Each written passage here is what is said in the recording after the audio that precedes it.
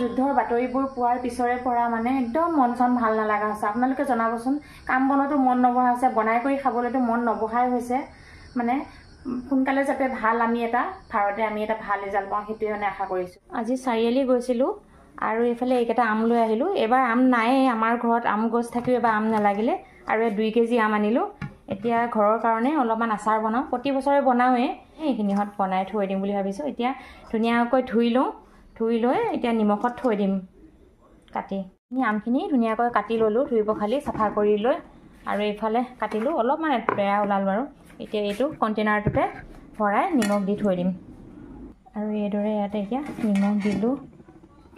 তাত দিম আম আৰু এইদৰেও থৈ দিব পাৰি বহু দিনলৈকে নিমখত থৈ ডুবাই ৰাখিব পাৰি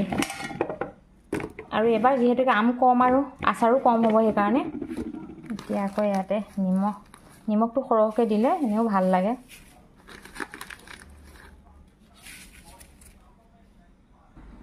আৰু এইদৰে এদিন বা দুদিন ধুনীয়াকৈ থৈ দিম তাৰপিছত আচাৰ বনাম এতিয়া এইখিনি আমখিনি এটা ৰ'দত দি ল'লোঁ আৰু বেছিকৈ মানে শুকুৱাই লোৱা নাই এফালে লৈছোঁ মানে মছলাখিনি আৰু আগত আপোনালোকক আচাৰৰ ভিডিঅ' দিয়াই হৈ আছে তথাপিতো অলপ দেখালোঁ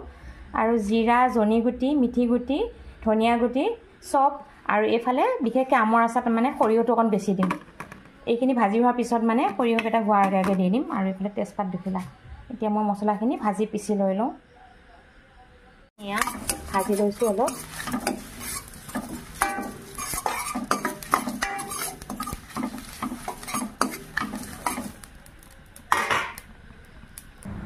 এতিয়া এইফালে মিঠাতেল দি দিছোঁ আৰু এই মিঠাতেল 300 গ্ৰামমান মই দিছোঁ আচাৰো যেতিয়া কম 2 কেজি আমৰে আচাৰ আৰু লাগিলে পিছত দি দিম আৰু গৰম কৰি পেলাই বনাম যে এতিয়া এইফালে তেলখিনি গৰম কৰি আনিলোঁ অলপমান ঠাণ্ডা কৰি লৈছোঁ আৰু এইফালে মছলাখিনি আৰু এইখিনি সৰিয়হ বগা সৰিয়হ ইয়াতে অলপমান নিমখ দিছোঁ আৰু এইখিনিহত অকণমান জলকীয়া গুড়ি কালাৰটো হ'বলৈ বেছি দিয়া নাই বাৰু আৰু এতিয়া মই মছলাখিনি দি দিম ইয়াতে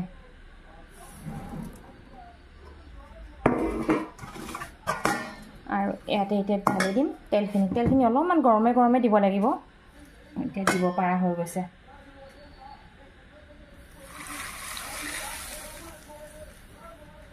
এতিয়া এইখিনি ধুনীয়াকৈ মিক্স কৰিম আৰু ভিনেগাৰ অলপমান মানে দি থৈ দিলে আচাৰখিনি এনেও ধুনীয়া হয় মানে খাবলৈ যিহেতুকে মানে ভিনেগাৰ দিলে বেক্টেৰিয়াও প্ৰভাৱ পেলাব নোৱাৰে সেইকাৰণে আপোনালোকে অকণ ভিনেগাৰ দি থ'ব ময়ো অলপ দিম বাৰু ভিনেগাৰ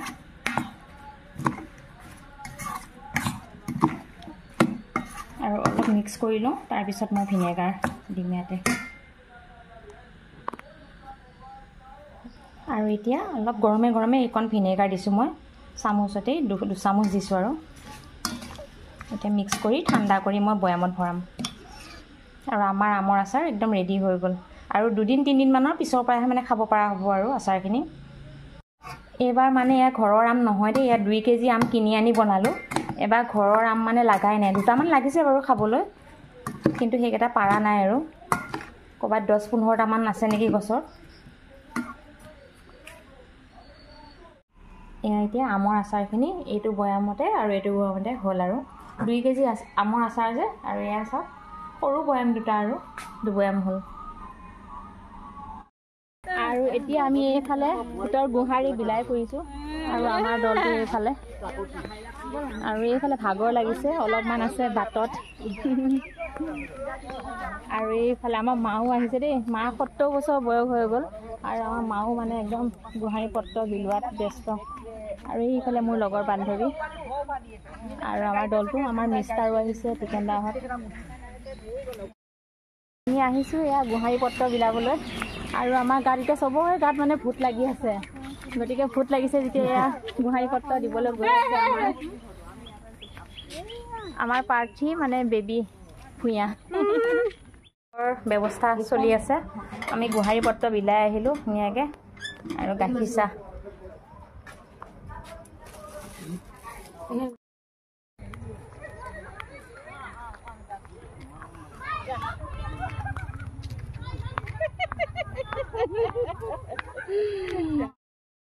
আমাৰ 2 নং ৱাৰ্ডৰ জাগি ভকতগাঁও পঞ্চায়তৰ 2 নং ৱাৰ্ডৰ আমাৰ এই বেবী ভূঞা জিকিলে আৰু এতিয়া আমি দেৰিকৈ হৈ আহিছোঁ বাৰু জিকাই কৰি আৰু মানে ৰাতিপুৱা শুই কৰি টোপনি খতি যেতিয়া আৰু মই ধুনীয়াকৈ এখন গামোচাৰে ফুলাম গামোচাৰে আদৰণি জনাইছোঁ আৰু আহি আছে আমাৰ সকলোখিনি খবৰ ল'বলৈ আৰু আমাৰ এই বৌথৰীয়া টিকেন দা আৰু আমাৰ ৰূপাঞ্জলি বাও জিকিছে আৰু বাকীটো পঞ্চায়তত বাৰু বাকীখিনি জিকিছে বাৰু তাৰ ওচৰলৈ যাব পৰা নাই আৰু যিহেতুকে আমি ওতঃপ্ৰোতভাৱে জড়িত আছিলোঁ বেবীৰ লগত আমাৰ ৱাৰ্ডৰ আৰু ইমান ধুনীয়াকৈ কষ্ট কৰি লাগি কৰি জিকালোঁ যেতিয়া আৰু বহুত ফূৰ্তি লাগিছে এতিয়া আৰু এতিয়া আমাৰ 2 নং ৱাৰ্ডৰ প্ৰাৰ্থী জিকিলে আৰু ইফালে মিঠাই খাবলৈ আহিছোঁ দেই আৰু দেৰিকৈ আহিলোঁ জিকোৱা মানুহখিনি দেৰিকৈ আহে যে এতিয়া দেৰিকৈ যে এইফালে প্ৰাৰ্থী দে বহি আছে আমাৰ বেবী আৰু এইফালে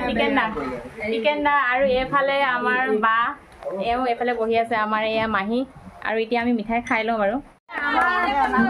আমাৰ বেবীকে বান্ধৱী আৰু এইফালে